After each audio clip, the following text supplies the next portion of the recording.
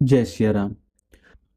श्री रामचरितमानस में वर्णित एक ऐसे विजय रथ के बारे में आज हम चर्चा करेंगे जिस पर खुद मर्यादा पुरुषोत्तम भगवान श्री राम जी सवार होके और रावण जैसे महाबली महापराक्रमी दुराचारी को पराजित किया था।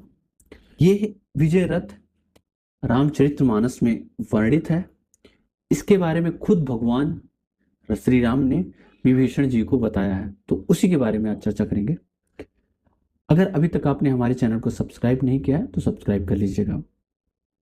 रामायण में लंका कांड में एक प्रसंग आता है जब भगवान राम और रावण आमने सामने होते हैं और रावण अपने पूरे बस्तर बंद के साथ तैयारी के साथ रथ पे सवार होकर आता है। तो उसको देख के, चूंकि भगवान राम नंगे पैर होते हैं, जमीन पे होते हैं, विभीषण के मन में संदेह हो जाता है। रावण रथी वीरथ रघुवीरा, देख विभीषण भय धीरा। वो पूछते हैं, महाराज आप कैसे जीतेंगे? तो ये भगवान भाव समझ जाते हैं और उनसे विभीषण जी से कहते हैं कि जय जय होय सो स्यंदन आना। स्यंदन का अर्थ यहाँ पे रथ से है। इसको प्राप्त करने के लिए कुछ विशेष गुण इंसान के अंदर होना चाहिए।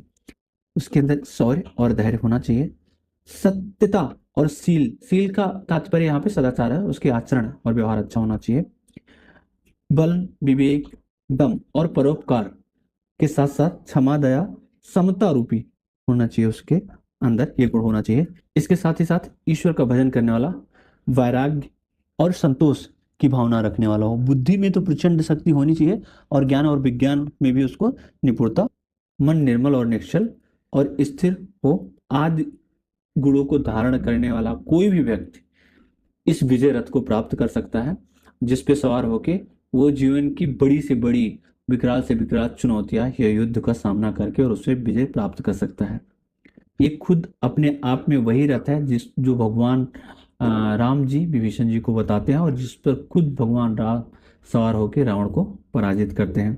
यहाँ शौर्य और धैर्य का तात्पर्य भगवान जी ने रथ के पहिए के समान बताया है। पर सत्य और शील को मजबूत ध्वजा, पताका, बल, विवेक, दम और परोपकार, ये चार उनके घोड़े के रूप में बताया गया है, जिसको क्षमा, दया और समता रूपी डोरी से जोड़े रखते हैं।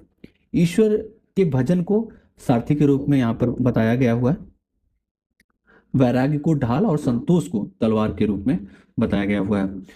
बुद्धि में प्रचंड शक्ति होती है और ज्ञान विज्ञान का भी जो एक धनुष के रूप में बताया गया हुआ है कि इस तरह से उसका इस्तेमाल करके निर्मल और निश्चल मन रहित होकर स्थिर मन वाला व्यक्ति किसी भी अपने लक्ष्य को प्राप्त कर सकता है, चाहे वो कितना ही कठिन क्यों ना हो।